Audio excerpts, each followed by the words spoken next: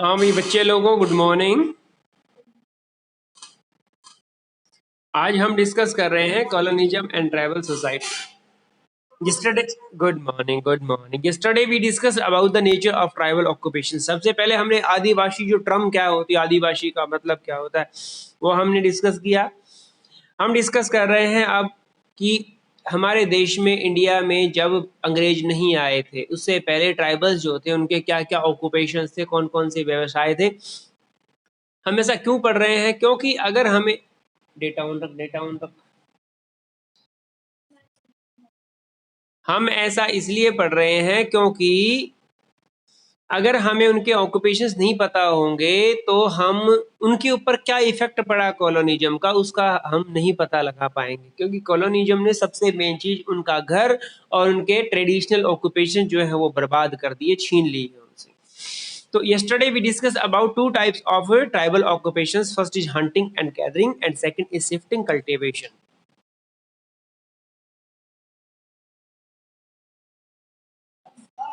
So we discussed two types of tribal occupations. First is hunting and gathering.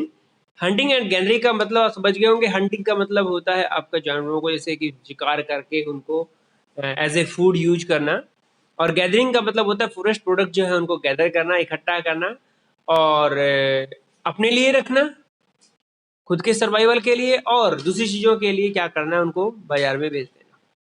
दूसरा हमने पढ़ा shifting cultivation. अच्छे समझ में आ गया होगा आपको शिफ्टिंग कल्टीवेशन क्या होता है। Today we will discuss about other occupations, that is settled cultivation and cattle rearing. इसके अलावा और कौन कौन से उनके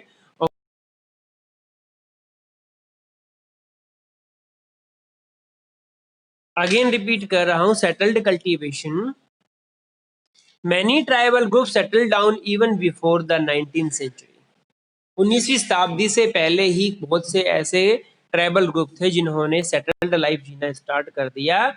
उन्होंने अपने घर, अपने खेत फिक्स कर लिए। हेंस इस प्रकार से they cultivated their fields at the same place of year after year. Settled cultivation का मतलब हो गया जो लैंड का टुकड़ा है, जो जमीन है, जो खेत है, उनके वो फिक्स हो गए थे और ईयर बाय ईयर उसी खेत को प्लोविंग कर रहे थे। प्लोवाज वर आल्सो इन यूज। हल जो है वो भी काम में आ रहे थे, अब यूज होने लगे थे। इसका सबसे मेन एडवांटेज, सेटल्ड कल्टीवेशन का मेन एडवांटेज क्या था, क्या फायदा मिला उनको? that they gradually got proprietary right over the land on which they lived and cultivated. वो जमीन जिस पे वो रह रहे थे, जिस पे वो खेती कर रहे थे, उसका उनको मालिकाना हक मिल गया, प्रॉपर्टी राइट मिल गया, उनको ओनरशिप मिल गई, उनकी वो जमीन उनकी हो गई हमेशा के लिए। लेकिन सर्टेन एग्जाम्पल्स, कुछ एग्जाम्पल सजेस्ट ये दिखाते हैं दैट की the land belong to a clan as a whole and not to any one individual, as was the case of Mundas of Chota Nagpur. यहाँ पे मैं बात कर रहा हूँ एक क्लान की। क्लान का मतलब क्या होता है? एक समुदाय, एक ग्रुप, ट्राइबल ग्रुप, बड़ा ट्राइबल ग्रुप को क्लान कहा जाता है। अब यहाँ पे बात आती है कि एक पर्टिकुलर एरिया का पूरा एरिया किसी इंडिविजुअल पर्सन के नाम ना हो करके, वो जमीनें जो है छोटी छोटी टुकड़ों में किसी इंडिविजुअल के नाम ना हो करके पूरी की पूरी जमीन जो थी वो किसके नाम होती थी? क्लान के नाम होती थी। भाई ये उस आदिवासी ग्रुप की जमीनें हैं। अब उस आदिवासी ग्रुप का जो हेड था उसका काम था वो जमीनें आगे फर्दर लोगों में बांटने का। वो पूरी की पूरी जमीन किसके किसके नाम पे होती थी? पूरे के पूरे क्लान के नाम पे होती थी, एक समुदाय के नाम पे होती थी, ना कि किसी इंडिविजुअल के नाम पे होती थी। एग्जाम्पल है जैसे कि छोटा नागपुर में मुंडा, बिरसा मुंडा जो उनके हेड थे। मुंडा जो आदिवासी ग्रुप था, ट्राइबल क्लान जो था, बहुत बड़ा क्लान था। छोटा नागपुर एरिया की जो जमीन थी, फॉरेस्ट कवर जो था, वो सारा इन्हीं के नाम था।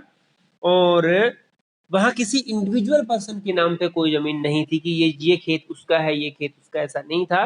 बल्कि पूरा का पूरा एरिया जाना जाता था क्लान, कौन सा? मुंडा क्लान के नाम से, कि मुंडाज की जमीन है। ये था आपका सेटल्ड कल्टीवेशन। सेटल्ड कल्टीवेशन ने काफी फायदे दिए। शिफ्टिंग कल्टीवेशन जो था वो एक तरीके से टेम्पररी हुआ करता था। लोग विद इन द फॉरेस्ट अपनी जो जमीन जो फॉरेस्ट के अंदर भटकते रहते थे, कभी यहाँ कभी वहाँ, तो एक तरीके से वो उनकी लाइफ जो थी वो अच्छे से नहीं चलती थी। लेकिन सेटल्ड लाइफ ने काफ़ी एडवांटेजेस दिए। पहला मेन एडवांटेज तो ये था कि उनकी ज़मीन जो है खुद की हो गई, और जो उनके मकान खुद के हो गए, जो ज़मीन जो थी वो। दूसरा, एक सोसाइटी पनपने लगी, समाज बनने लगा, और समाज में रिलेशन बनने लगे। दूसरा सबसे अहम चीज़ है, जब वो सेटल्ड लाइफ जीने लगे तो एक सोसाइटी बनने लगी, एक समाज बनने लगा, एक बस्ती बसने लगी, गांव बसने लगा, और वहाँ पे उनके बीच में एक रिलेशन क्रिएट हो गया, शादी वगैरह का रिलेशन हो गया, उनके आपस में जैसे कि एक दूसरे की हेल्प करने का रिलेशन हो गया, एक दूसरे के साथ चीज़ें शेयर करने का रिलेशन हो गया। इस प्रकार के जो सोशल रिलेशनशिप जो है वो बढ़ गए। ये था। तीसरा, इसमें जो सेटल्ड लाइफ जीने का एक चीज और फायदा हुआ कि वहां पे जो मुखिया, जो हेड ऑफ द क्लान होता था, उसकी जो पावर है वो बढ़ गई। क्योंकि सेटल्ड लाइफ जी रहे थे, लोग परमानेंट हो गए थे, परमानेंट मेंबर हो गए थे उस सोसाइटी के। इस कारण से वहां पे हर एक चीज एक सिस्टमेटिक तरीके से चलने लगी, चाहे वो मुखिया का चुनाव करवाना हो, चाहे वो किसी भी तरीके का कोई शादी वगैरह का फंक्शन की बातें हो, उनके कस्टम्स जो थे वो फिक्स हो गए, और एक सिस्टमेटिक तरीके से सोशल लाइफ उनकी चलने लगी। ये सेटल्ड लाइफ का एक काफी फायदा मिला उनको। उसके बाद अगला जो ऑक्यूपेशन आता है वो आता है cattle rearing. Some tribal groups were dependent on herding and rearing animals. जानवरों को पालने पोसने में ये उनका कुछ लोगों का मुख्य व्यवसाय था। They move from one place to another according to the weather conditions और विद देयर एनिमल्स।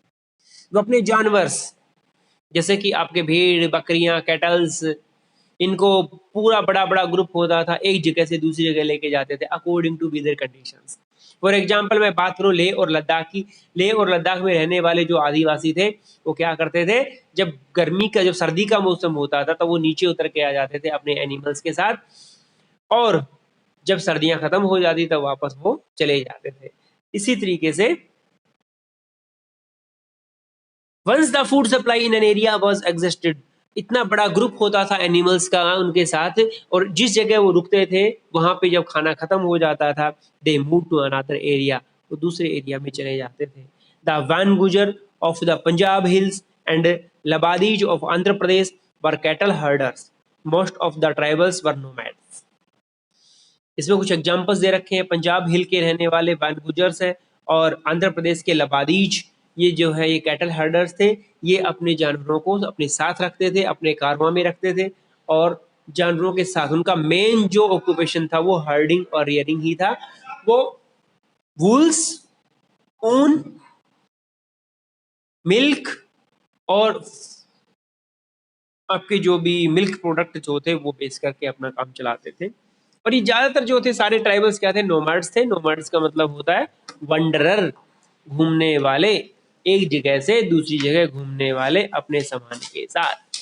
तो ये थे आपके 4 basic tribal occupations.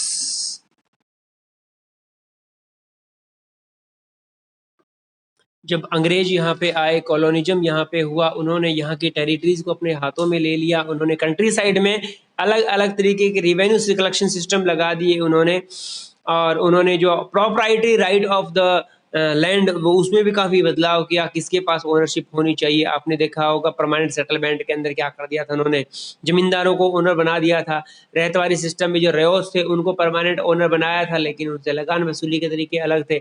Mahalwari system में महल का जो मुखिया होता था वो हेड था। तो अलग अलग क्षेत्रों में अलग अलग तरीके के उन्होंने रिवेन्यू कलेक्शन के लिए बदलाव किए, उन्होंने अलग अलग सिस्टम लगाए। और उसके क्या इफेक्ट पड़े इन ट्राइबल्स के ऊपर, क्योंकि tribals were using the forest covers and to live and for their survival, so main effect on them was first eviction from the land. पहला था उन्हें जमीन से हटना पड़ा। उनकी खुद की जमीन जो सालों से वो लोग यूज कर रहे थे सेटल्ड कल्टीवेशन में,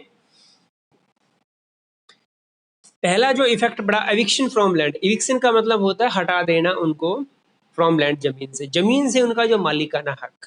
सेटल्ड कल्टीवेशन जो वो कर रहे थे उसका फायदा हुआ था कि जिस जमीन पे वो रह रहे थे वो प्लस जो जमीन वो कल्टीवेट कर रहे थे उन जमीन के ऊपर उनका मालिकाना हक हो गया था।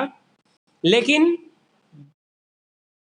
गवर्नमेंट के नए रूल्स, जिसमें उनका मेन जो ओनर थी वो गवर्नमेंट थी और वो फर्दर आगे ओनरशिप जो थी वो दिया करती थी, इसमें उनको हटना पड़ा वहां से। Colonial rulers cultivated Indigo, jute, Poppy. Colonial ruler जो थे वो उगाया करते थे, इंडिगो उगाया करते थे, नील, जूट उगाया करते थे, पॉपी। पॉपी क्या होता? In an intoxicating substance which was also called खसखस, for which they captured vast tracts of lands which the tribals had been cultivated for centuries. उन्होंने क्या किया कि यहाँ पे कमर्शलाइजेशन किया। कमर्शियल क्रॉप्स उगाने के लिए उन्होंने जो खेत ट्राइबल्स यूज करे सेंचुरी से, सदियों से, उनको अपने हाथों में ले लिया, कब्जा लिया। Thus as a result of colonialism और उपनिवेशवाद का क्या असर पड़ा? The tribals were evicted from their lands, उनको उनकी जमीन से हटा दिया गया। Some of them became Britishers tenant on their own land. उनमें से कुछ जो है वो ब्रिटिश के क्या बन गए? नौकर बन गए, मजदूर बन गए, खुद की जमीन के ऊपर ही बेचारे। They were sent in large numbers to mines, plantation and factories as coolies and laborers. वहां से उनको हटा करके उनको भेज दिया गया लेबर की तरह। अभी वो अपने खेत में मालिक की तरह काम करते थे, उनके खेतों से उनको हटा करके उनको एक लेबर के रूप में माइंस में, प्लांटेशन में और फैक्ट्रियों में कुली के रूप में और लेबर के रूप में भेज दिया गया। इतनी बुरी हालत हुई। ठीक है, बाकी का हम लोग कल करवाएंगे।